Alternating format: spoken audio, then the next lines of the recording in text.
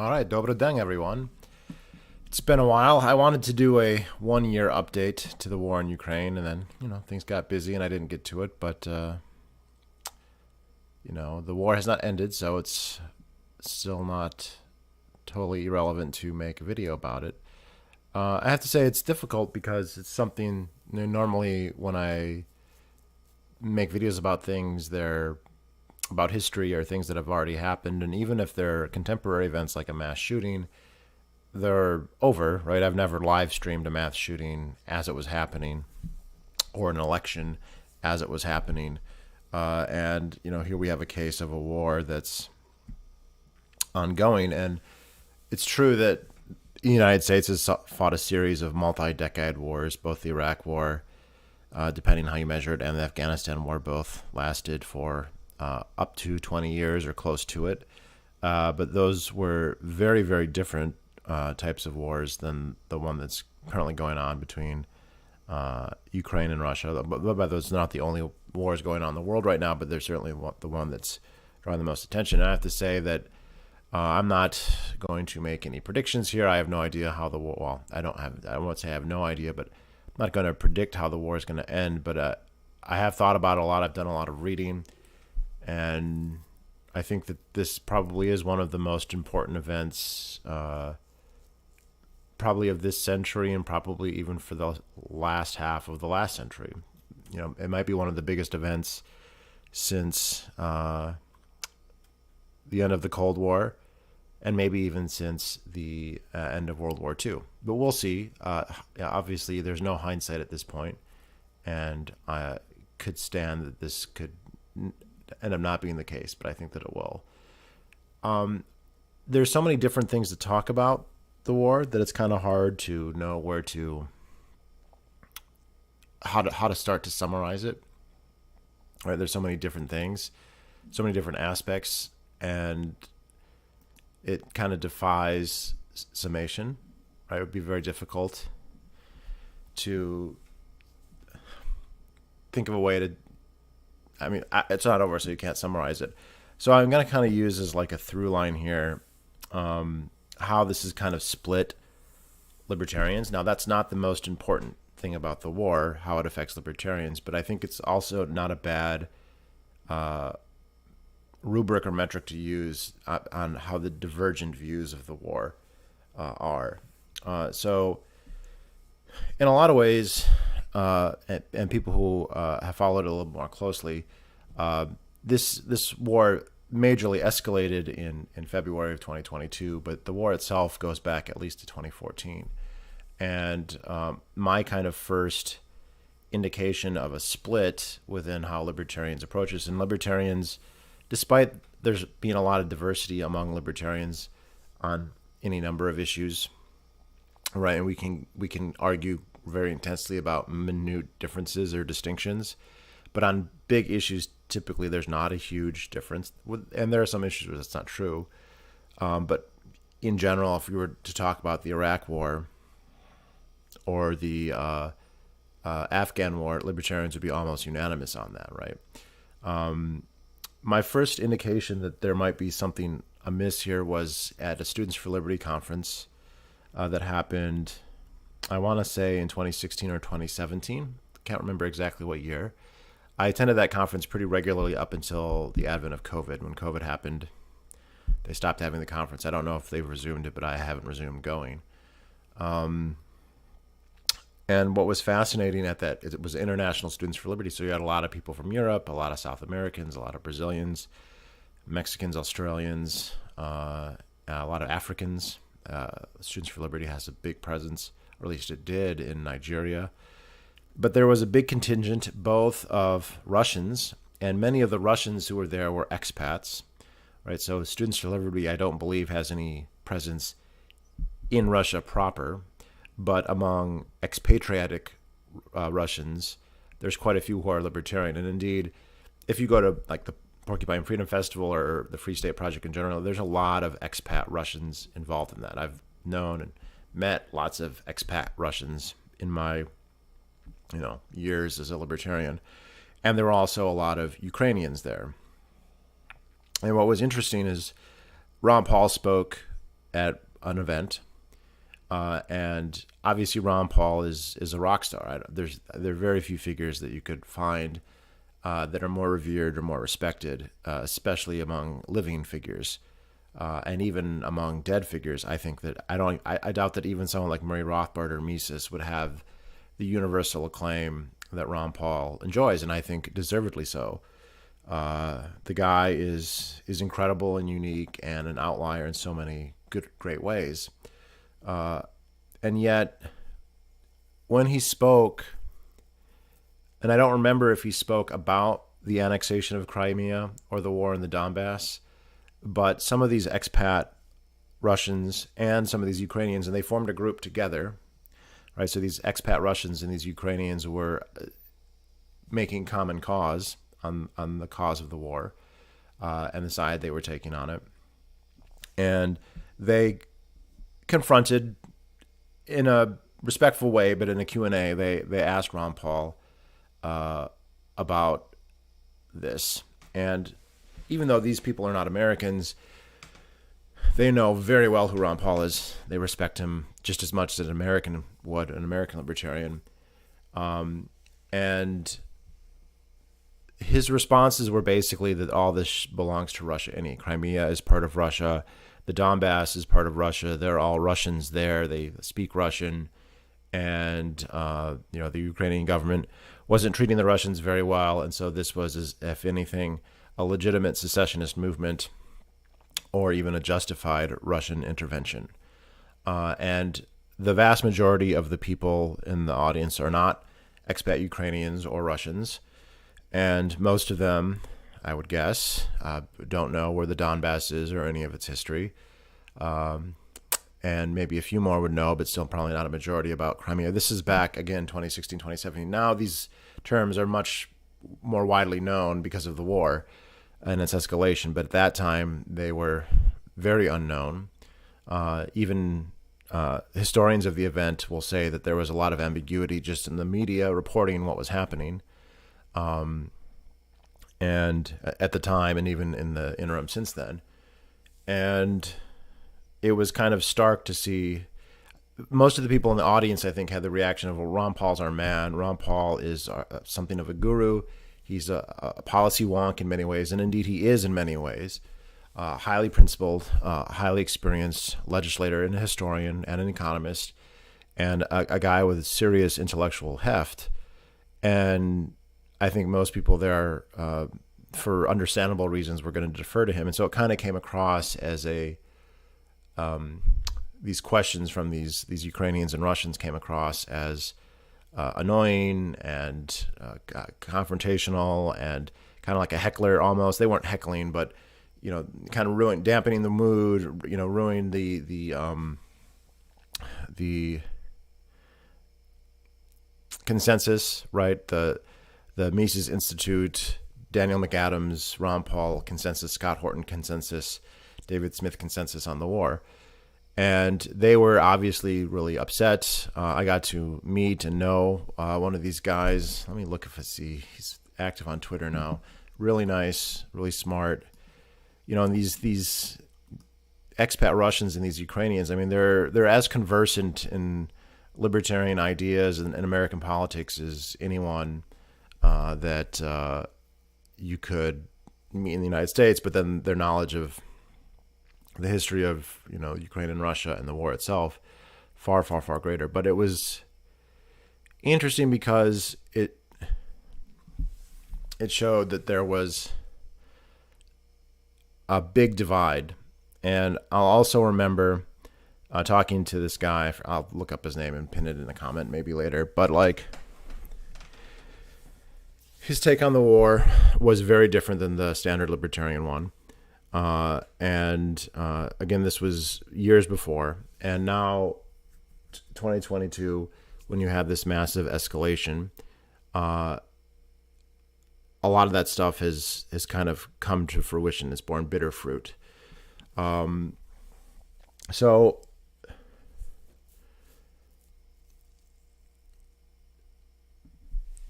and it's been interesting since the war started. I've made a point to listen to Russians. If anyone's ever heard of the podcast, The Russians with Attitude, I listened to them. I listened to all their podcasts. I went back in their back catalog. Very intelligent guys, very smart guys in their way, very thoughtful guys.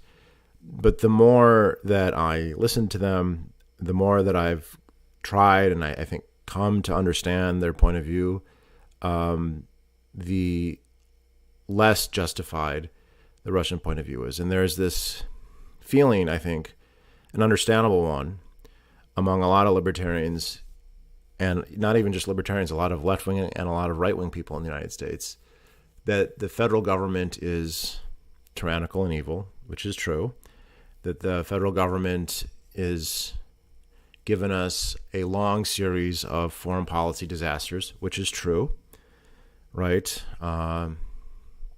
It's actually hard to go back and find something that they did that was anything other than an unmitigated disaster.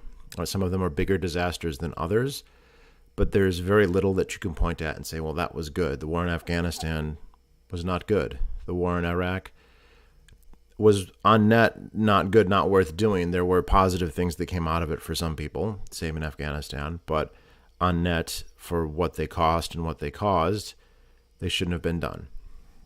And we can go farther back to the first Gulf War, to Vietnam, right?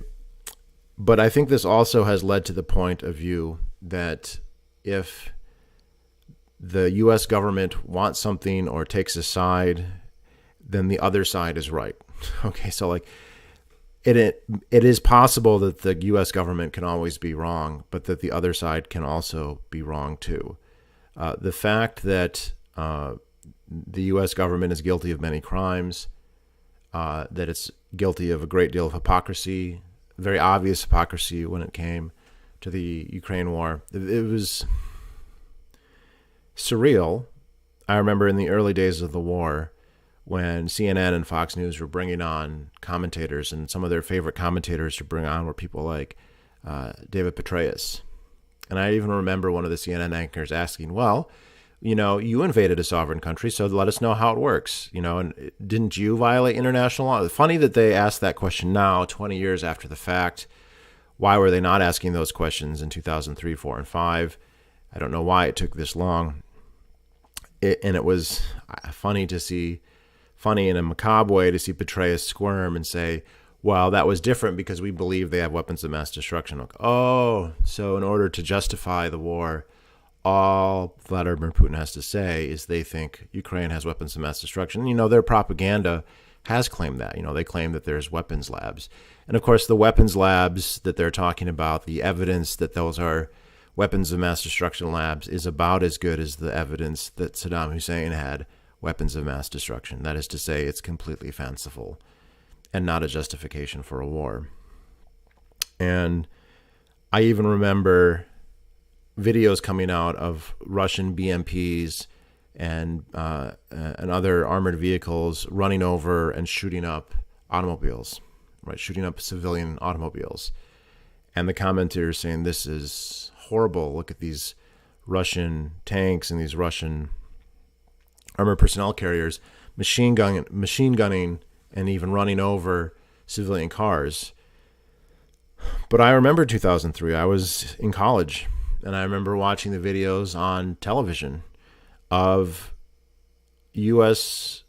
tanks, you know, Abrams tanks and Bradley fighting vehicles spraying vehicles on the Iraqi highway with 30 millimeter cannons and 20 millimeter and just blowing them up. And I don't know if the drivers of those cars were doing anything to deserve it or not. Probably not, right?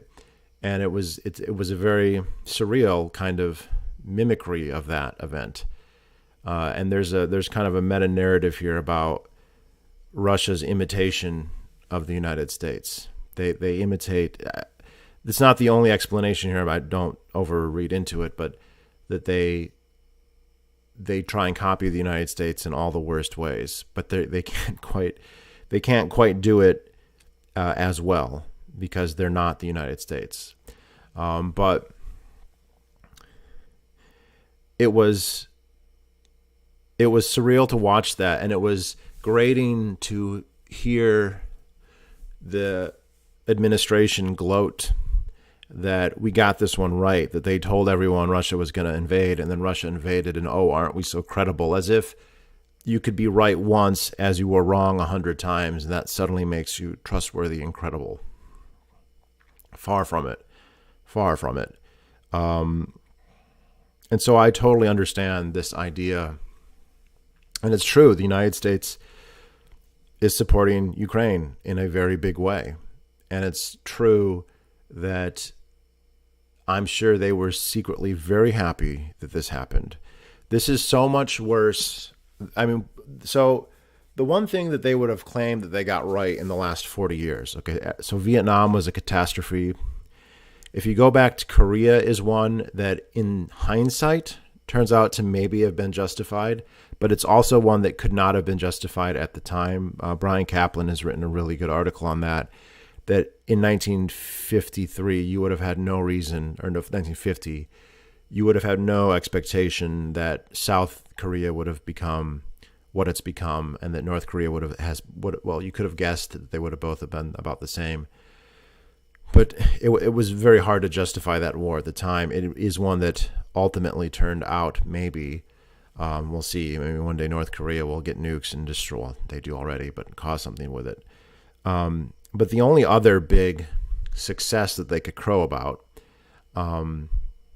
is that they believe that they baited Russia into invading Afghanistan. Now, they did try and do that. The evidence seems to be that Russia was going to invade Afghanistan anyway, that they didn't need U.S. trickery to make that happen, although maybe it, added to the confluence of issues that drew them in. And then the U.S. has been taking credit. We tricked them into that. Okay, well, let's give them the credit that maybe they don't deserve. But, after 2 Iraqs and Afghanistan, not to mention a Kosovo, I think, and how many Hades and Liberia and whatever else, I think that, you can't keep, it's like a sports team. You can't just keep going back to that one time you won 3.5 decades ago. I mean, what have you done recently? And yet, the war in Ukraine is so much worse for Russia than the war in Afghanistan. There is absolutely no comparison. The cost that this is imposing, the destruction that this is causing to the Russian military and to the Russian state, and I don't want to overstate that, but what happened in Afghanistan to the Soviet Union, and by the way, Russia should not be compared to the Soviet Union, something I do want to talk about. And it's disgusting to see the U.S. gloat over this. It's not something that they should really take credit for, but they're going to, and I agree that that's. I hate to see it. I hate to see them acting like they've achieve some kind of success, that they're somehow masters of the situation. They're in a position of such unique and incredible strength through factors that they cannot take credit for. Right? The geopolitical strength and the wealth of the United States is based on many things. But none of those things are because of the policy of Joe Biden or the federal government, going back however many administrations that you want. There's factors of geography, of climatology, of demographics, and of economics that, to the extent that they've been involved, it's been to the detriment of those factors. And yet, they find themselves in a position of extreme power and extreme influence. They're glorying in it. And I find that distasteful and disgusting, and it doesn't make me trust them anymore. It doesn't make me think that they're not all liars, that they're not wrong or wicked or evil or hypocritical, all those things, right? True. But none of that justifies what Russia is attempting to do. And ultimately, I do not think that you can find fault for the war primarily in the West. There are people who insist on that, and there are times when the Russians talk that way, but I think that that is wrong. I think that the fault for the war falls primarily on Russia. Now,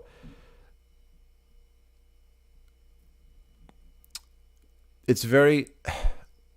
A couple years ago, I did a review on a book called "It Happened a Long Time," or it was a long time ago, and it never happened anyway.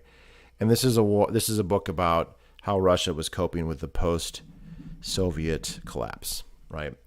I mean, there's been all this media and books and cultural reference and touchstone on the Holocaust and how bad Nazi Germany was and how terrible it was and how we all need to remember and blah, blah, blah. And, rightfully so, more or less, right? We can quibble about certain parts of that narrative, about how it's misrepresented in some ways. But in general, the Nazis were a catastrophe. They were very bad. And it's not wrong that they be demonized. Now, it is not good that people misrepresent things to the extent that they do, but they were very bad. But the kind of big problem with that narrative is that the Soviets were at least as bad. Like, the best case interpretation of the Soviet regime is that it's only as bad as the Nazis. And frankly, in terms of the number of people killed and the pitilessness of who they exterminated and the extent and over the years that they did, that they're, quite frankly, unless you're going to assume that Jewish lives matter more than Gentile lives, the Soviet Union is much worse than Nazi Germany. And its peer communist states very much followed in its footsteps. So China is even worse. Cambodia, Cuba, North Vietnam, right, North Korea, the Eastern Bloc, all of these states, these communist states have acted in greater or lesser degree based on their own power in that way, and that this has not been dealt with. But there's even a broader issue, because there's this famous quote from Putin that the day that the fall of the Soviet Union was the greatest geopolitical catastrophe of the 20th century, and that anybody who doesn't miss it doesn't have a heart, but anyone who wants it back doesn't have a brain, right? So we can sit here and talk all day about how bad the USSR was, and we probably could never outlaw. You can read the Black Book of Communism, and it will only be an index of how bad it was. And I have to say that from what I've heard from Russian commentators on the war, most of them do not speak of the Soviet Union in general in very positive terms. The more nationalist Russians think that the Soviet Union was the death knell of Russian nationalism, something that there's a case to be made for that. There are those who say that it actually was an embodiment of Russian nationalism, and that's something that can be debated. But one thing that the Soviet Union had that the Russian Federation now and the Russian Empire before it didn't have was it had an ideology. It had a purpose. Now, it didn't believe in that ideology at the end. Stalin believed in it. Lenin believed in it.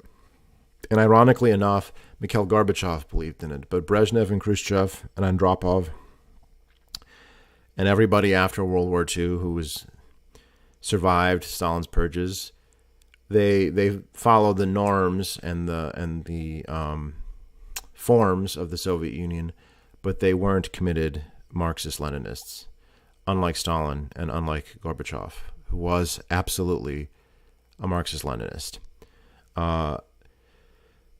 But as a libertarian, obviously Marxist-Leninism or just Marxism or communism or whatever, even Trotskyism or anarcho-syndicalism, any of these forms that you want to look at, obviously I disagree with and find great fault at every level, theoretically, empirically, historically. These are the worst ideologies in terms of their results that have ever existed, right? They're absolutely atrocious. They're pitiless to their class enemies, which includes everybody at one level or another. They don't understand economics, which is whatever. Most people don't.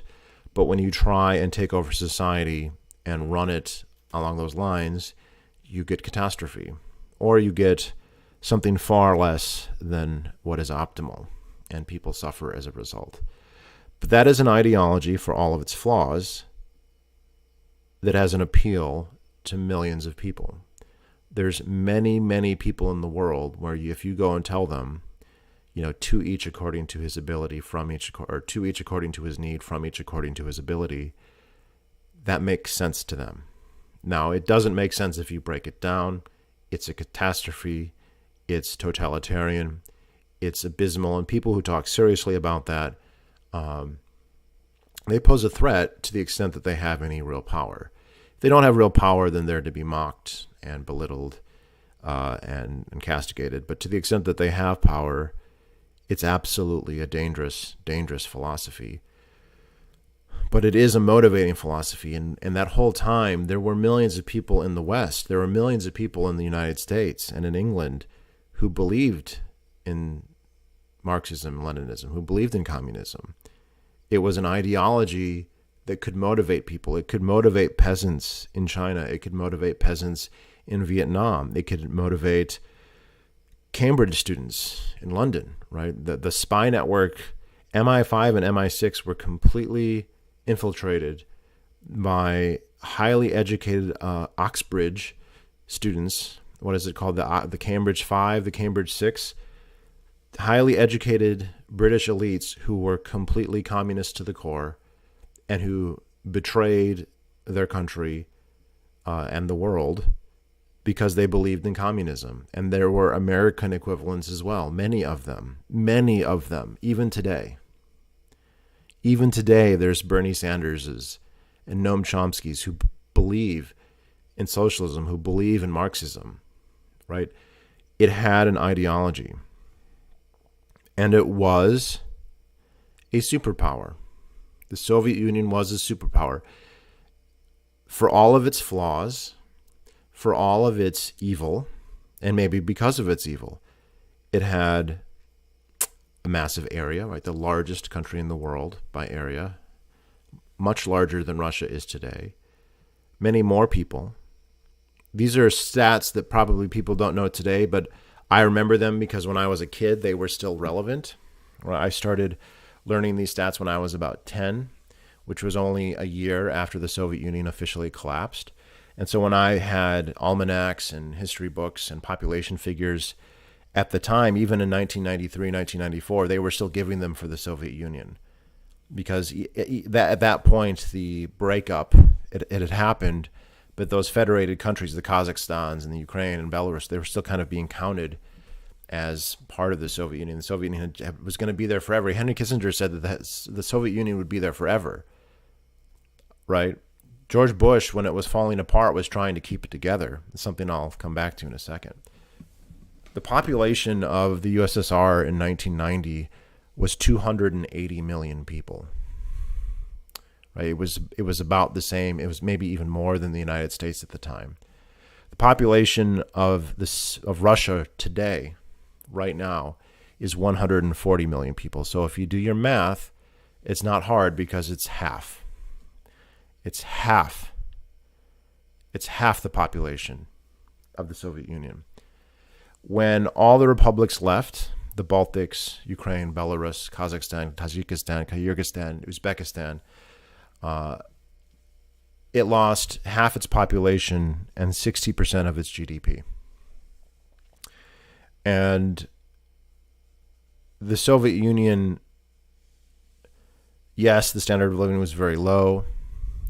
I remember having videos with a great, no longer active YouTuber named Legal Immigrant. a guy who grew up in St. Petersburg, great guy. I've met him at PorcFest. And he talked about what life was like in St. Petersburg, which is one of the wealthier cities in the Soviet Union, one of the most advanced, one of the highest standards of living, right? And how incomparably less it was to anyone in the United States. I forget abstract conceptions of liberty. The material goods that they had at their disposal were in no comparison to the United States of even 30 years before that. And yet it was able to, through a complex allocation of resources, right? It was a planned economy, and it was planned at its apex to empower a military, right? The whole zenith, the linchpin of that society was the Communist Party, more than the state even. You know, the state existed, but no one's ever heard of the president or whatever. Everyone's heard of the general secretary of the Communist Party. That's the most powerful person, right? No, you couldn't even name, even the best historians on the period would have a difficult time naming the president of the various republics, but they know who the general secretary is of the party. And you have the Red Army and all of the vast resources. You know, in many respects, the USSR is the most gifted country in the world when it comes to especially mineral resources, and nearly with hydrocarbon resources as well. And they harnessed all of them, and they think that something like 45, maybe even 50% of GDP was dedicated to the military. Whereas in the United States, even in World War II, it wasn't, I think, more than 15%. And at the height of, say, the early 60s, it was something like 5 or 6%. But by the 80s, it was like 4 or 5, and today it's 2 or 3. And people debate this, but they think by the late 70s or early 80s that the Soviet Union had something like maybe kind of parity with the United States. I think that that's generous. But to achieve that, it was doing it with a 40% investment at least, a complete subordination of the entire society and all the resources and all the human and physical capital of basically half of Eurasia, if not more, and even half of Europe, to be honest. And it would be the equivalent of the United States is walking at a brisk pace, and the Soviet Union is trying to keep up at a full sprint, and it's having a heart attack in the process. And yet, for all of its flaws, it had this prestige. It was the other superpower. The United States is one superpower. And one problem with the United States is the United States, there is an ideology in the United States. There are ideologies. There are concepts in the United States that have a lot of appeal, but there isn't an explicit ideology. There's nothing equivalent for the United States as there is with Marxism in the Soviet Union, right? You can say democracy, and you can say capitalism, and you can say free markets, and to the extent that that's true, here, but it's not like everyone is learning Adam Smith and everyone carries around Adam Smith books and blah, blah, blah. If it means anything, it means the American dream and the idea that you have rights, generally the Bill of Rights, although people won't pick that up. And you'll see, if you ever listen to Amy Tan, the Chinese dissident who's since come to the United States, she talks about being a communist and believing in it fully. And then she met someone in college who said that she had rights. And that concept blew her mind. And she now has an AR-15 and was running for Congress in the United States. But like, it isn't a fleshed out idea. Now, are there fleshed out versions of capitalism? Yes, absolutely. Libertarian thinkers and writers and economists of all different stripes have fleshed out their own, but they're not sanctified or official. They're not broadly propagated or understood throughout the United States, and the United States is not spreading them around the world, right? The United States, Radio Free Europe, and the U.S. military are not going and like handing out copies of Rothbard. Thank God. That would be so ironic and terrible, but like, they're not. They're not handing out little copies of the Bill of Rights. They're not handing out the Federalist Papers or the Anti-Federalist Papers. Like, unlike the Soviet Union they were spreading Marx, they were spreading the writings of Lenin, what is to be done, the writings of Stalin, and even Mao had his red book, and Xi Jinping has his books, his 14 points or whatever. Like, they have an official ideology. However wrong it was, they had one. And they had this position. And Stephen Kotkin has this phrase that he says, Russia has this problem where its aspirations exceed its grasp. The Russians, like a lot of people, really want to believe that they're the most important country in the world. They want to believe that they're the best country in the world. They want to believe that there's something special about them. Now, in a certain way, of course, everyone's unique. Every person has something that's unique about them. And to the extent that you can define a culture or a nation, which can be tricky on the margins, you can find wonderful things. I would, at the risk of sounding like a multiculturalist, you can probably find valuable things just about anywhere. You can find laudable virtues just about everywhere. And another thing that Kotkin could describe Russia as, quote, a full civilization, right? It's not just a state. It's got the language, it's got the history, it's got culture, and there's a lot of wonderful things about Russia. And I would be the last person in the world to deny that. I love my Tchaikovsky. I love my Shostakovich. I love Leo Tolstoy from what I've read, right? There's all this stuff. There's all this culture. Now, the Soviets destroyed a lot of that, or they made them all leave. So a lot of the best Russian composers left Russia and are buried in, Manhattan or California or France. But that's not good enough for the nationalists. And this is also a problem in the United States. All right, there's a lot of Americans who think America is the best country in the world. America is the greatest country. And they'll say in the song, because at least I know I'm free. And freedom is a pretty good thing to, talk about and to value. But that's not really all Americans are thinking about. They're thinking about America's powerful. America's got an army that can do anything and crush anyone. And they love that, right? And I'll admit, when I was a kid, I felt that appeal too. When the first Gulf War happened, I was in first grade, and I thought it was the coolest thing in the world. That my country was so powerful, it could crush another country like a bug. The Iraq, which had the fourth largest army in the world and had fought this 10-year war with Iran and had all the best Soviet equipment that a wealthy oil economy could buy in a 20-year period, and it was fucking crushed like a bug in 2 days of ground combat and 2 months of air combat, which it was.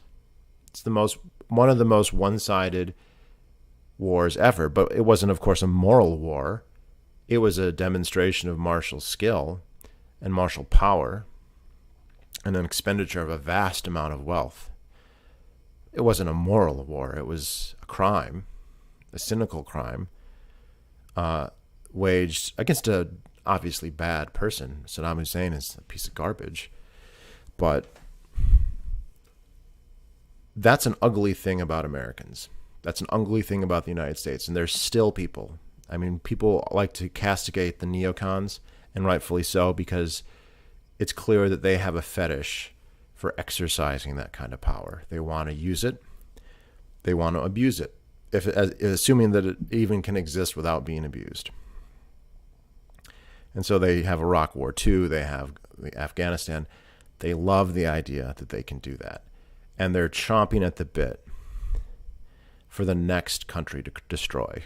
They really are, some of them. And it's not just the neocons. You don't think Hillary Clinton or Joe Biden relishes that they can do that?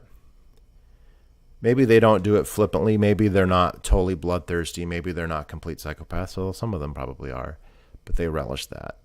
They love that.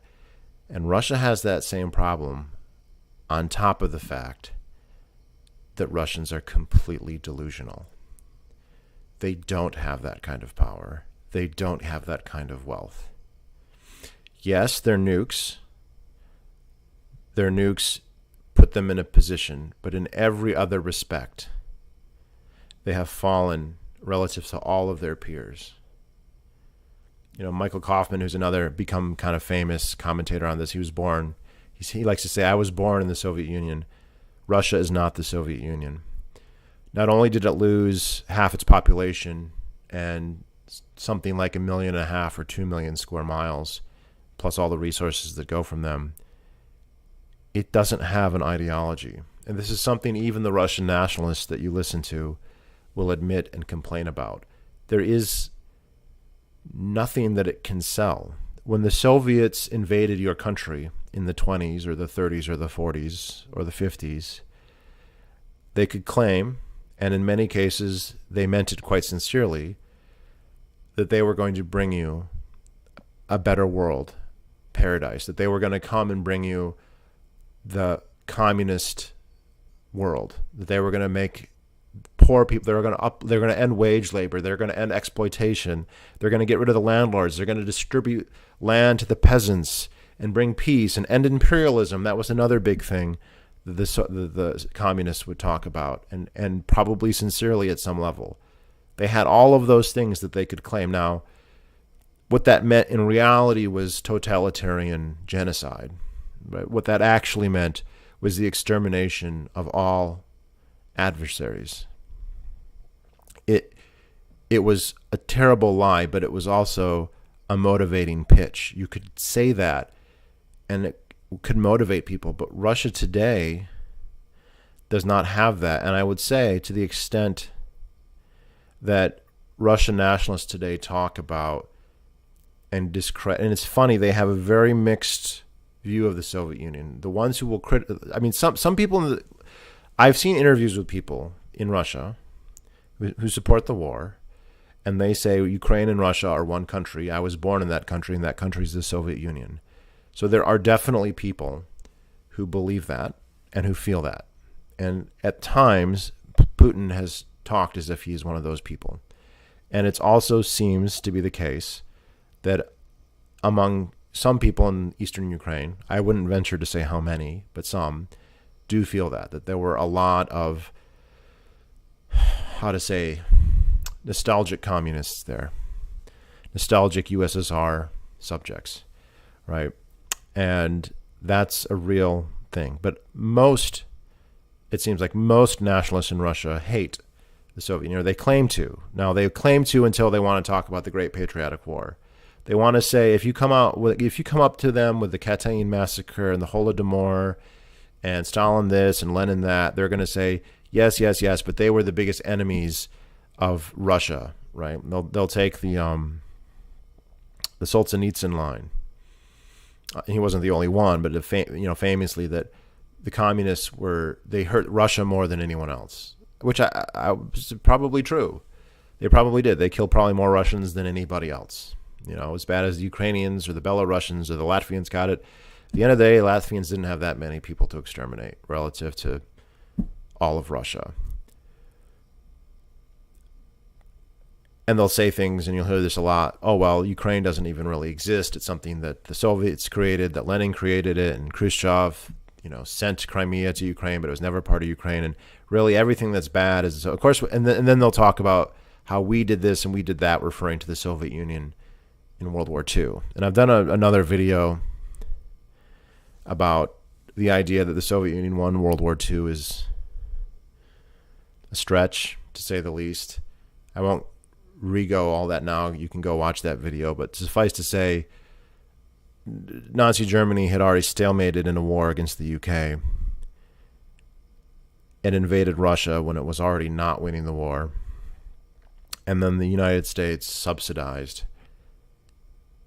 the USSR to a tune. The stuff that Ukraine is getting now is nothing compared to what the USSR got. Nothing. They're talking about 100 tanks. The Soviet Union got 10,000 trucks a month. Millions of tons of oil. Millions of tons of oil. Thousands of tanks. More than 10,000 aircraft. Food, fat, milk, ham. Spam was invented to feed the Red Army in the United States. Spam. Not even kidding. Right? And they act like, and I saw this in a hilarious thing where a Russian commentator said that the war started on June 22nd, 1941, because that's when the Germans invaded Russia. But that's false. The war started on September 1st, 1939, 3 days after the Soviet Union and Nazi Germany signed a non-aggression pact, the Molotov-Ribbentrop Pact. And after the Germans did all the hard lifting in Poland, the Russians invaded Poland. And the Russians killed more Poles than the Germans did, probably by a factor of 10. And then the Russians invaded Latvia, Lithuania, and Estonia, and they exterminated anybody there who might oppose them. And then they invaded Finland, and then they occupied part of Romania and part of Hungary, and part of Moldova. And they wonder why the Poles hate them today. They wonder why the Estonians, the Latvians, and the Lithuanians are so gung-ho for the Ukrainian cause, or why there's so much Finnish hardware turning up in the Kharkiv Oblast, right? So it's funny that they will decry the Soviet Union and then the Great Patriotic War, the Great Patriotic War, the Great Patriotic War. But what they're not, I think, realizing is the Soviet Union came to power because the Russian Empire fell apart. The Russian Empire destroyed itself. The Russian Empire was autarky. The Russian Empire was an entire realm, a continent, really, that was the private property of one person, the Tsar. The Tsar even listed himself in the census as, quote, landowner.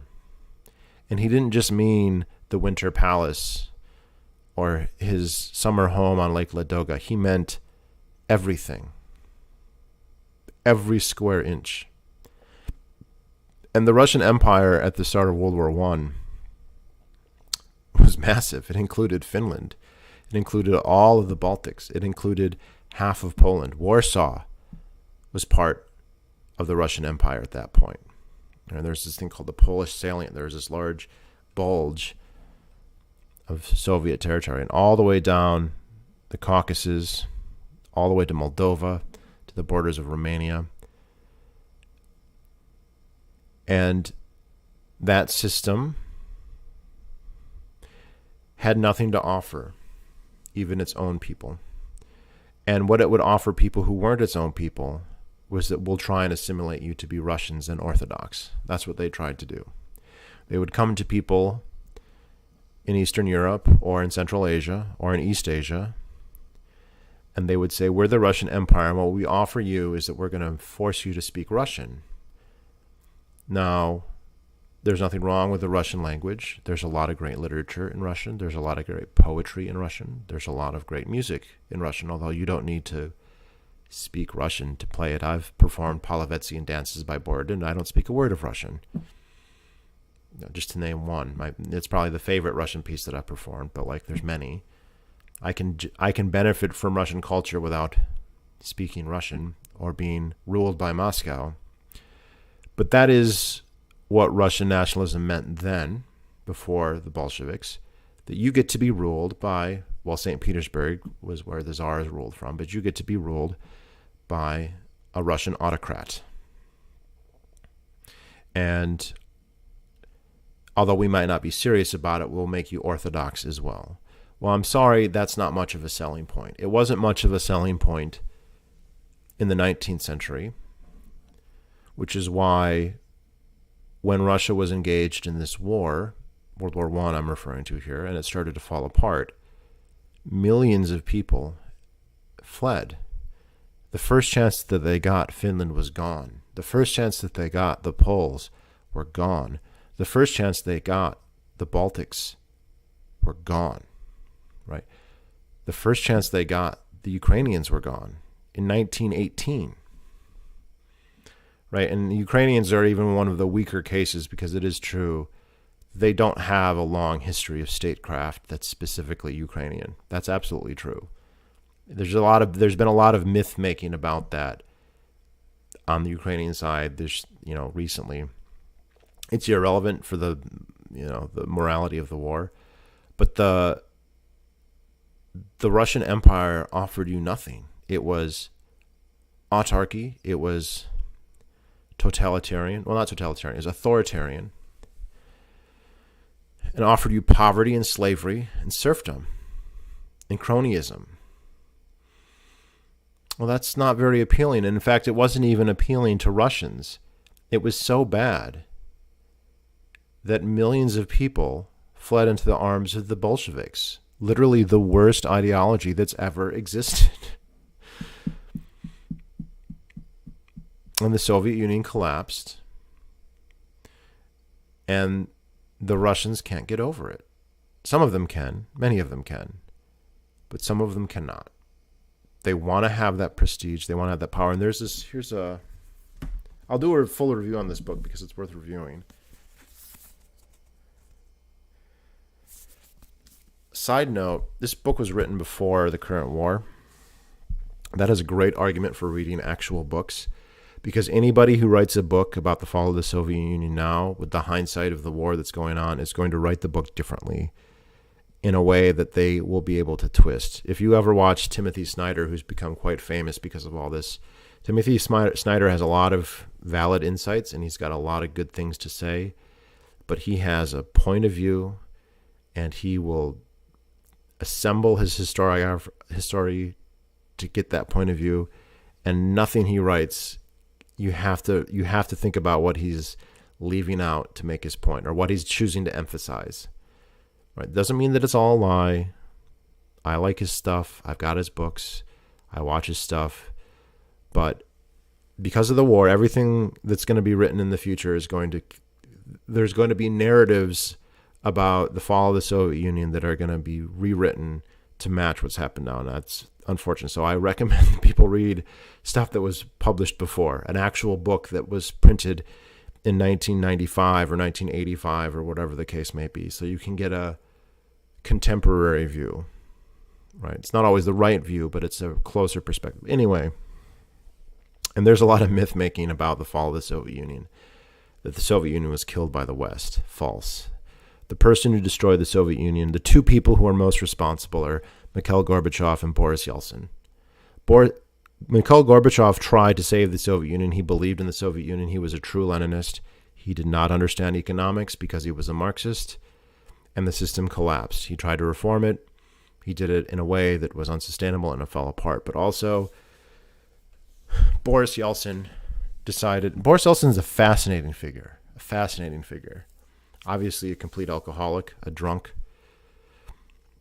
But you know how when you have a debate on communism and socialism and Marxism, and you'll marshal all this stuff and you look at the statistics of, the Soviet Union, standard of living, whatever, and just say, oh, they can't, there's incentive problems and economic calculation, all that stuff. And you've got a certain type of socialists out there who will look at that, like the Slavoj Žižek types. Like, oh, well, maybe we can make socialism somehow pretend to become whatever. Like they'll come up with some stupid Noam Chomsky-esque, I still believe in communism. I still believe in Marxism. I'm going to try and make it work somehow. I'm going to learn from the mistakes of the past. And then you have other people who just look at them like, you know what? Obviously it doesn't work. Let's do what the Americans are doing. And that's what Yeltsin did. Now, Yeltsin probably never read a book, at least certainly not a book by Mises. He didn't understand free markets. He just knew that they were better. He just looked at the Soviet Union. He visited the United States. There's famous pictures of him going to grocery stores that are apparently legitimate, like they really happened. And he was just like, well, that's better. Why are we pretending? Gorbachev was Chomsky. Gorbachev is Slavoj Žižek. Gorbachev is the communist, the sincere Leninist who looks at the failings of the Soviet Union and says, well, maybe we can reform Marxism. Right? We can devolve power to the Soviets. We can get autonomy to the republics, and it'll make it work. And it didn't. It fell apart, and Boris Yeltsin killed it. And the whole time, George Bush was trying to hold it together. George Bush and most of the people in the U.S. at the time did not want the Soviet Union to fall apart. They were very worried about all these republics getting all these nukes, and they didn't really give a damn about the aspirations of the Baltic people or the Polish people or the Ukrainian people or the Kazakh people. And they even subsidized, they gave billions of dollars to the Soviet Union. They just didn't give as much as Gorbachev. I mean, at some point, Gorbachev was asking for $100 billion, and they were able to get a lot out of the Germans. The Germans were basically paying them to leave East Germany. But the Americans only gave them a couple billion. And so people will say the USA killed the Soviet Union. No. Only to the extent that the USA didn't subsidize it more than it already was. It was destroyed by Yeltsin and Gorbachev.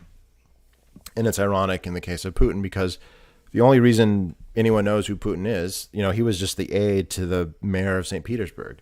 He owes his political power to two men and two men only.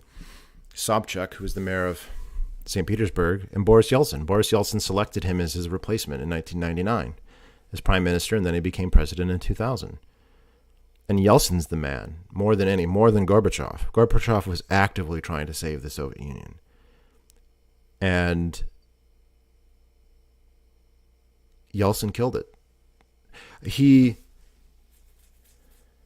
went to Yeltsin. He went to Gorbachev and said, sign this, and what this will do will transfer all the Soviet infrastructure to Russia. Blah, blah, blah. Boom, boom, boom. It's dead. The Soviet Union no longer exists because of Boris Yeltsin and Mikhail Gorbachev, not because of George Bush, not because of the United States. So the irony to hear Putin talk about Yeltsin's the guy who put him in power. And Yeltsin's also interesting because he was willing to use violence, right? He did suppress. There was a constitutional crisis in '94 that he crushed. He's not afraid of using a tank. But when Ukraine voted to leave in 1991, he had reservations about that. And he said, well, if you get less than 75%, we're probably going to have to keep a union of some kind. And the vote, which everyone at the time said was legit, and I've still heard never anyone question, so I'm assuming it's legit, every oblast in Ukraine voted to leave. The overall vote, I think, was over 95%. Luhansk and Donetsk voted 85% to leave, and the province with the most pro-Russian sentiment, Crimea, voted 54% to leave. Even that was a majority to leave. Now, those numbers may have changed since then. I'm not going to say that they didn't go up or down. But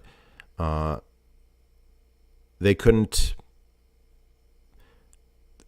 to Yeltsin's credit, he wasn't going to invade to make them stay. He tried it with Chechnya. He wasn't going to try it with Ukraine. And he's probably perceived as weak, but honestly, that was the right decision. And so, yeah, there's this group of people in Russia who can't get over it. They want to be the most powerful country in the world, or at least a peer of the United States, and they're not.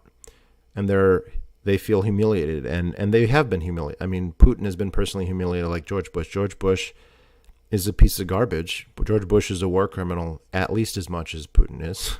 Okay, so I'm not going to cherry. I mean, we can compare and contrast the war in Iraq with the war, or the war in Afghanistan with the war in Ukraine. I would say the war in Ukraine is worse, but I mean, we're talking about massive war criminals both ways, right? Unjustified both ways. But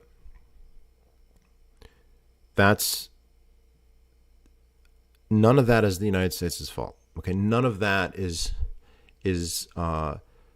because those are all problems that are internal to Russia. And the way that someone like Ron Paul speaks about it, or Scott Horton speaks about it, it seems to completely misrepresent. So we have this secessionist movement in Donbass and Luhansk. Okay. And from a libertarian perspective, I believe in the principle of secession, right? If people want to leave, they want to leave. Now, there are problems with how do you determine that? How many people, right? How is this established, right? I mean, principally, ideally, you'd go down to the individual. But in principle, this idea makes sense to me. And if it could be shown that, let's say, for the simplicity's sake, and I know this is false, but I'm just saying for the sake of argument, if everybody in the Donbass wanted to leave and join Russia, then ethically that would be fine. Or if they wanted to be independent, then ethically I would have no problem. The problem is, well, there's two. One, the Russians are hypocrites for talking about that. And there's another Russian YouTuber, a guy named Zach the Russian. Interesting guy. He doesn't seem that super conversant in politics, at least yet. But he talks about how he was the classic, I love Russia and, I'm happy that Crimea got annexed and whatever. And then he read the Russian Constitution. And the Russian Constitution says that no oblast, no part of Russia can ever leave, no matter what vote takes place, no matter what plebiscite, election. It's completely unconstitutional. It's completely illegal for any part of Russia to leave. And those of you who are old enough or know your history can well remember what happened when Chechnya tried to leave. Right? When Chechnya tried to leave, they sent in the tanks. And when they kicked them out, they sent in the tanks again. And it took 9 years. And the destruction of, every city and hundreds of thousands of people and billions of dollars. But the Russians don't believe in the idea of secession. Secession is rebellion, is treason. And so when they talk about the Donbass, they're fucking hypocrites. They don't believe in that. They don't believe in that for a second. And if any part of Russia said they wanted to leave, they would send in the tanks, assuming that the Ukrainians leave any to do that with. Right? And so, that's very grating. Hypocrisy is something that's hard to deal with. But the other problem is that we're kind of allowing ourselves to be fooled to think that what happened in the Donbass was a genuine secession. Now, I'm sure there's people in the Donbass who genuinely do want to leave Ukraine. There's probably some who genuinely want to be independent. There's probably some who genuinely want to join Russia. There probably were some in 2014. There probably are some now. There's probably people in the Donbass who love the Soviet Union and wish it would come back. There were then, there are now. But it's a fact. It's a fact that when the insurrection started with the storming of government buildings, that it was Russians who were leading them. The now very famous, because of his sardonic wit and cryptic comments, the Igor Girkin, Strelkov, the war criminal, he was the head of the DPR's military, and he's the one who led the insurrection in the Donbass. And he just didn't do it on his own. He had the full clandestine support of the Russian state. And if you listen to Russians talk about this candidly, they'll admit it. I was listening to Russians with Attitude. We'll listen to their podcast 2 or 3 days into the war, where they just say it's a fiction to talk about the DPR and LPR. The DPR and LPR are not real. They are Russian proxies. And this is another thing that other libertarians kind of alerted me to. I've talked about this guy before, but there's a Ukrainian-American Iraq-Afghanistan war veteran. I won't say any more than that, but some of you are going to know exactly who I mean. So he was deployed to Afghanistan twice and Iraq once, I believe. But he speaks Ukrainian. He's born in Iowa, but family's Ukrainian. They're from Lviv. And he now lives in Ukraine. And I remember during the 2015, 2016, 2017, him posting about how the Ukrainians were capturing these soldiers with no patches, no insignia in the DPR and the LPR, driving T-72 tanks, new ones. And when they'd ask them where they're from, they would just say, I'm from Russia. Right? So the idea that this is just a separatist movement that's pluckily trying to defend itself, I'm sure there are people there who feel that way. They have millions of citizens. You're going to be able to find many. even thousands of people who agree with just about anything. So I'm not saying there isn't a genuine attitude there. There is some. Of course, there are genuine pro-Ukrainian voices there, or at least there were. You can find the images of that. Of course, that was not allowed once the Russians took over. So it's very mendacious to pretend like these are completely legitimate secessionist movements. These are about as legitimate as the Afghan government was under the last puppet the Americans put in, right? That Afghan government had no existence without the United States, right? The United States leaves, and that government no longer exists before the last U.S. plane leaves. The LPR and the DPR are like that. Are there genuine people there who don't like Ukraine? Yes. Are there genuine people there who would rather be part of Russia? Yes, I'm certain that's the case, especially now, given the years that they've had to cull or propagandize. But it is asinine to pretend like that's all that was going on. And there's this whole thing of, yeah, but they were getting their language oppressed. So this I pivot now slightly to this whole Russian language thing. So the Russian nationalists that I listen to have this very contradictory view. They'll say on the one hand that Ukrainian is not a real language, that it's a dialect of Russian, that it was just created by academics in the 19th century. Okay, fair. I'll quibble on that a little bit, but let's just say that's true. But then they'll also say, oh, and by the way, they're persecuting Russian speakers by forcing them to not speak their language. Well, okay, if they're forcing them to speak Ukrainian, and Ukrainian is just a dialect of Russian, you're going to war because you don't want them to speak a different dialect of Russian? That's what this all is about? Tens or really probably hundreds of thousands of people, hundreds of cities destroyed because people are being forced, and in the details on that to speak a different dialect? Are you kidding? Does that make any sense at all? And by forced, they weren't outlawing Russian.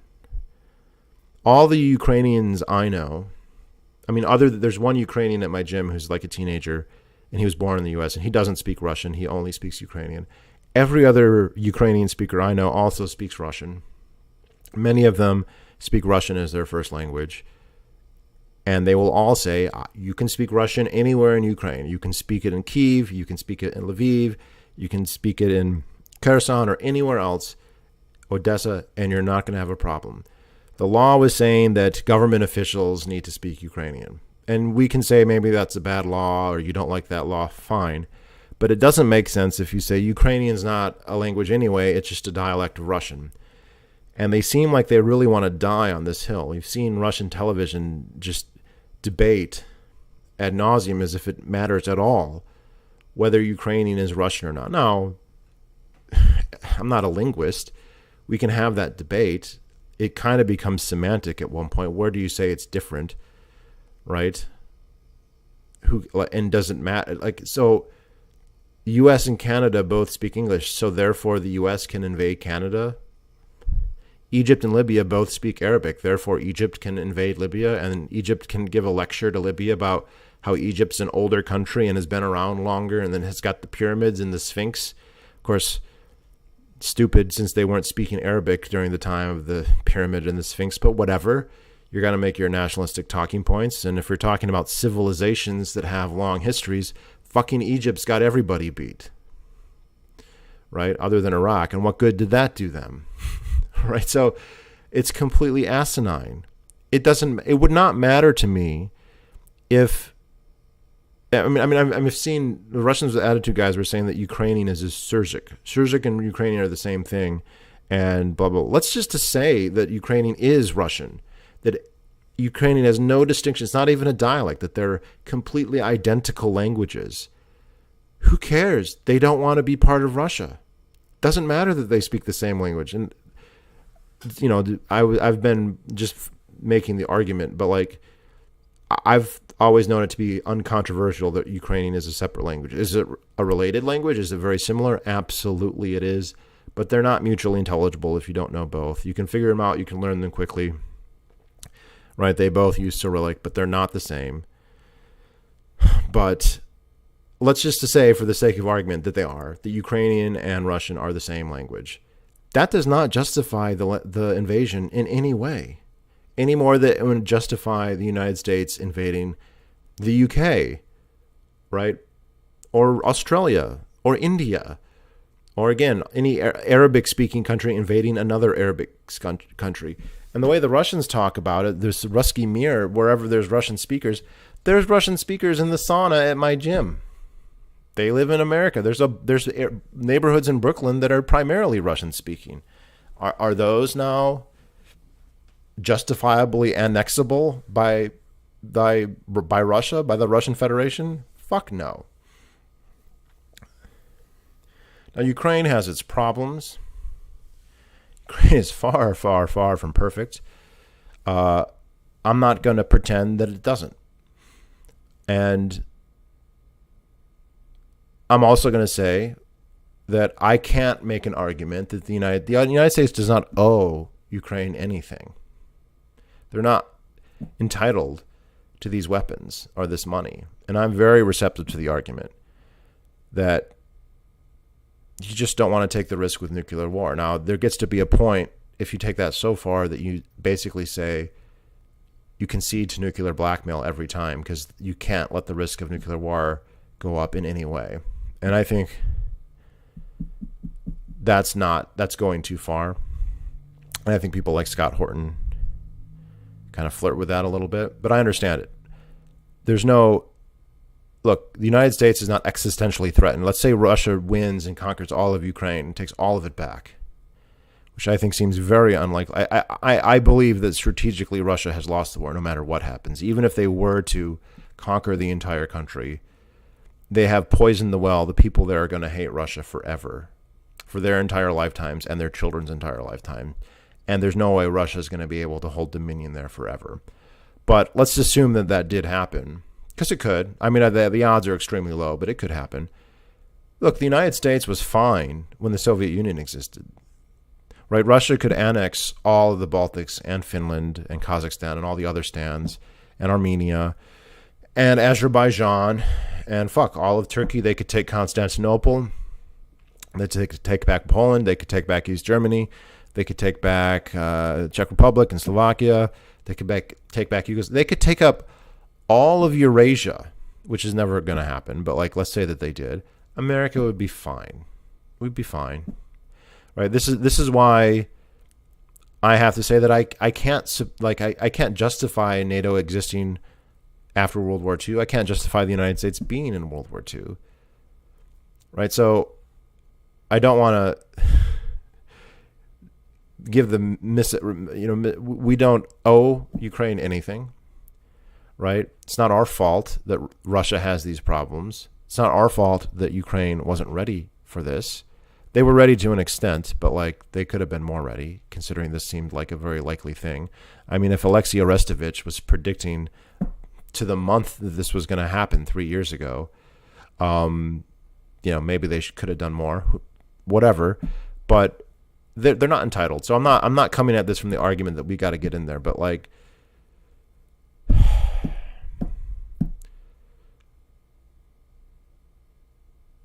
a lot of these Russians I listen to, we're brother nations. We want the Ukrainians to love you. No one cares. Even if they did speak exactly, there was no Ukrainian language. It was all one language. Russia is destroying Ukrainian cities. They're killing tens of thousands of Ukrainians. We don't know exactly how many. It's a lot. It's more than they're not admitting to any. I'm very curious to know what the actual numbers are, but they're in the many tens of thousands. They could be in the hundreds of thousands. Of course, again, to another pet peeve, if you listen to Douglas McGregor, he will say both that the Ukrainian army is destroyed and crumbling, and also the war is going to last a long time. Those are not both. They cannot both be true at the same time. But there you go. That's an interesting case there, the Douglas McGregor case. That doesn't make any sense. But thousands and thousands of Ukrainians are dying, tens of thousands. Their cities are getting destroyed. And they're begging for help. And who's helping them? The Poles are helping them. The Baltics are helping them. The Scandinavians are helping them. And reminds me of a point I want to come back to in a second. And the Americans are helping them. And they're popular in America. They're popular in the right. They're popular in the left. One thing that I saw recently that I found kind of disturbing, family posting pictures. And I've got a cousin who's got a son. And his son is about 5. And they were having, family party. And he's wearing a blue shirt with the golden trident of the coat of arms of the Ukrainian army.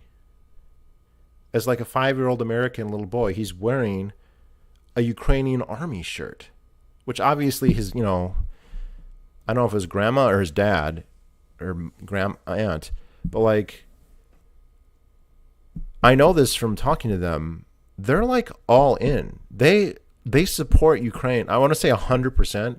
Like if it came down to like, you can't, they can't put gas in their car and they got to help Ukraine, they'll whatever. But like, the U.S. government can give them $10 billion a month forever, and they will not care. They will be totally fine with that. They will be totally comfortable giving Ukraine any amount of military aid. Pretty much. I mean, other than like nukes. And these are like, that's a huge, he's allowed to fight, get him on a plane. It's a huge, so the Russians had this thing where they were thinking, well, we're going to cut off the gas and the Europeans are going to cry for help. First of all, so the United States is a petro superpower. It is the petro superpower. I mean, in terms of reserves, in terms of oil and gas, it's 1 or 2. In terms of coal, it's far by 1. But in terms of industry, it's the world leader. Like the most advanced, the most efficient, the most powerful, our oil industry is second to none. The French, the Norwegians, the English, and the Australians, they have decent oil drilling technology. Decent. They copy our stuff and they're rich enough that they can get the best copies of it. Everyone else is way behind. And there's no innovation in those places either because they're all state-owned for the most part. So they can fucking cut off all the gas that they want. It's not going to hurt Americans at all. In fact, Americans are going to make a ton of money. And here's kind of a meta point that I'm going to come back to.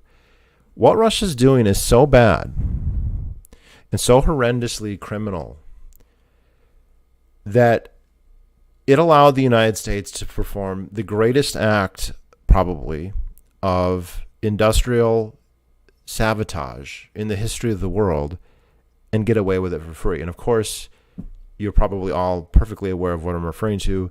I have essentially no doubt that the Nord Stream pipeline was destroyed by the United States and that this is an open secret, or not even an open secret. At the time that it happened, I had to admit I didn't know. But the only country with the means and the will was the United States. The Baltics and Poland definitely wanted it to happen, but they didn't have the means. But now, because of Seymour Hersh's articles, and like Seymour Hersh is a jerk and a piece of shit in a lot of ways, but like his reporting's been really, really good, and there's no reason to think that this is wrong.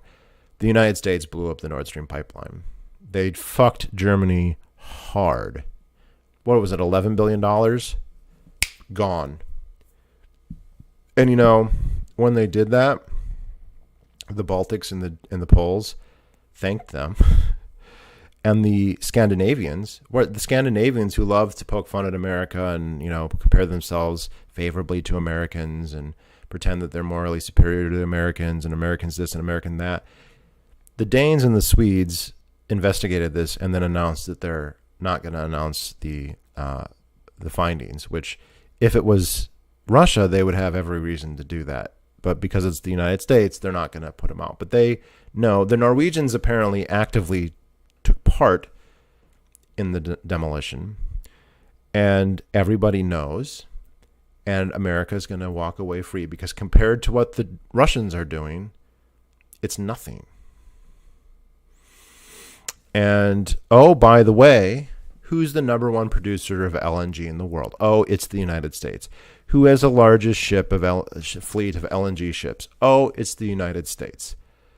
I worked for 10 years in the oil industry, and 85% of the wells that I did produced natural gas that can be liquefied, LNG.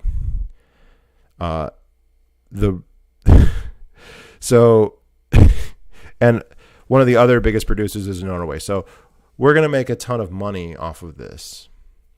I'm sure the Germans will pay us $40 billion a year, which will be more than enough to cover the cost of the weapons we're giving to Ukraine. I mean, it's probably not that simple, but my point is that what's happening is so egregious that the United States is just going to get away with that. Probably the worst, biggest example of sabotage, and completely stupid that they did it, by the way. And Hirsch's reporting is that this was highly, highly controversial, that there was a lot of over my dead body. And, I don't know if the person ended up floating in the Baltic Sea after, but I don't know why they did. The idea that, yes, this will hurt Russia very much in the long run and in the short run. But that could have really split the NATO alliance. Like, Germany would have every reason, and does have every reason, to be quite angry about that. I mean, there wasn't gas coming through at the time. Maybe there was a secret deal. I've said that Joe Biden should plead no contest. He should go to the Germans and be like, I'm not admitting anything, but I'm going to give you free LNG for 10 years, no questions asked. I feel like that's what he should say. But I don't believe that's happened. They're going to get away with it. They're just going to get away with it. Because what Russia's doing is that bad. And here's the thing is, when the United States does an illegal invasion, when the United States does a war crime, when the United States invades Iraq, they don't fuck it up. I mean, they fuck it up in the sense that it was wrong, but we never got sanctioned, and we're not going to fall apart, and we didn't lose any soft power. Like, I mean, a completely negligible amount. So, and that's what I think. You can see some of these interviews with Peskov, who is he? The chief of staff, or a press secretary for Putin. I've seen others say this too. Well, but America did it. Like, yeah, America did do it. Why are you copying the worst thing America ever did? And America has the power to do it. And I'm not saying that's a good thing, and I don't say that with pride. It's embarrassing that the America has that much power and then it uses it so stupidly. But it's even more dumb when somebody who can't pull it off tries to do it. Now, Ivan the Heathen, for those of you who don't familiar, you should definitely check out his channel and check out his videos on this. It does seem like Putin honestly thought that this was going to be just like Crimea, that they were just going to walk in there and that their Slavic fraternal brotherhood would bring them all together, and it's even possible that they were deliberately misled to believe this would happen by the Ukrainians, even Zelensky himself. And people are saying things about Zelensky. I am not a Zelensky fan. I mean, Zelensky is a crackhead.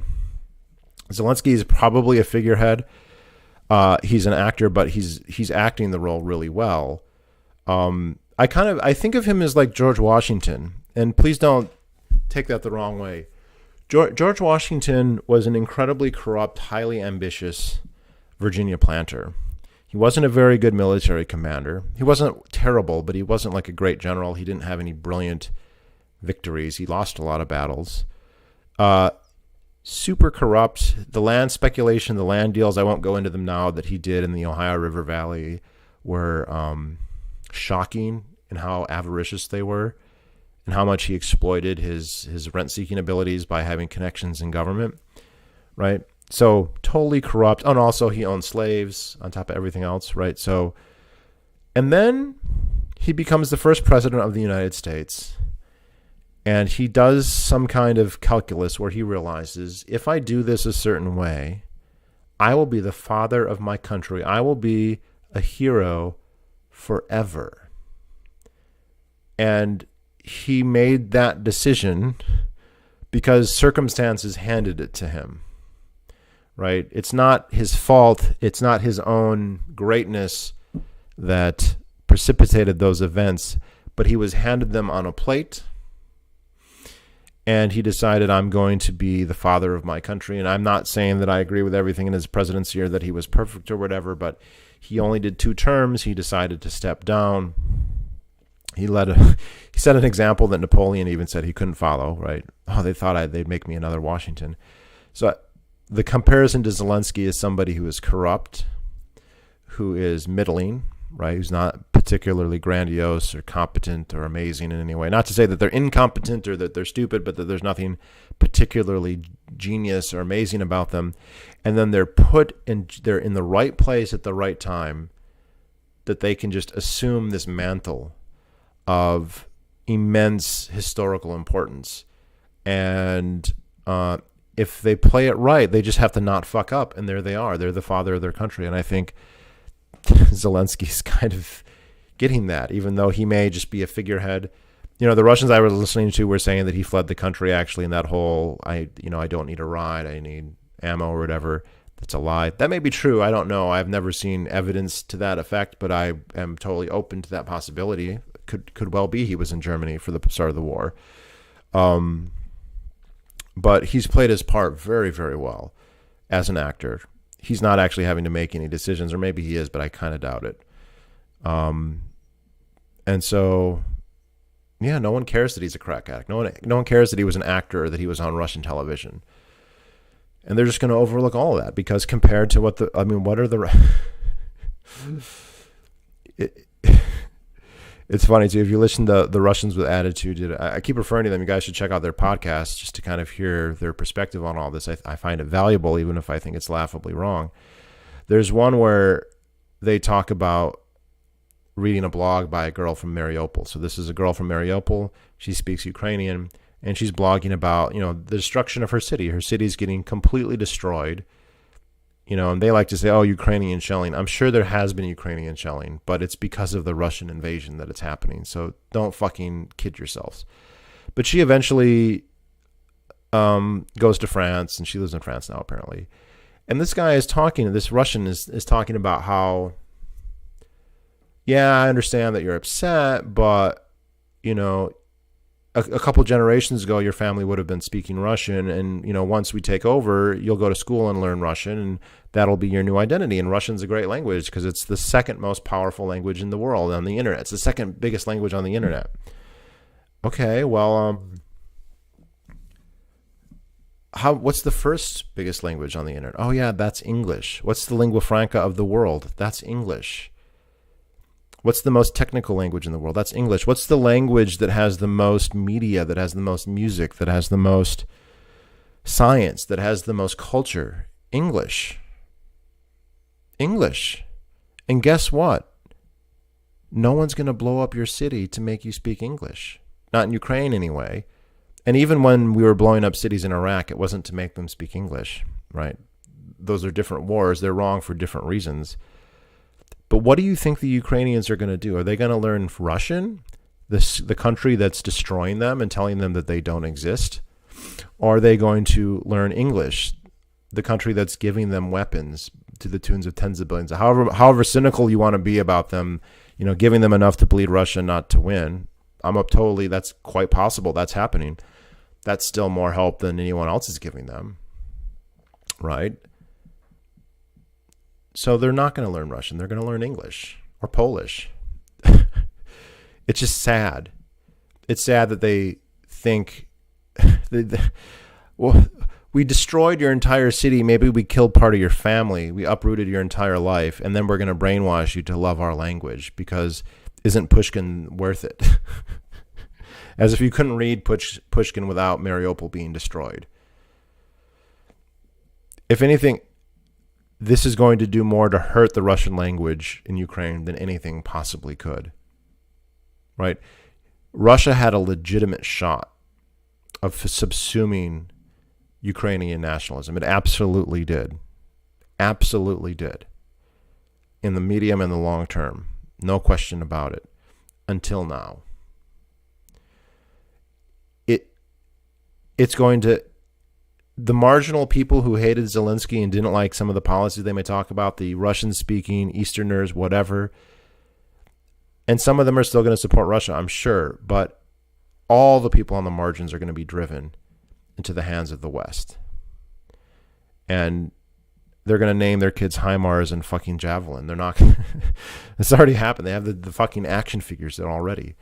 So, yes, the United States is the neoliberal New World Order is sickening and a lie and destructive and wasteful, and it's bad for Americans and it's bad for the world. But that doesn't mean that what Russia's doing is okay or America's fault. Both of those are false. It's not NATO's fault either, right? This war has done more to strengthen NATO than anything that's happened in NATO's history, right? The thing that weakened it the most was the fall of the USSR and the breakup of the Eastern Bloc. And now Russia is just giving it a new lease on life. And there you go. I just saw that Hungary approved of Finland's entering. That just means Turkey and Sweden will be next.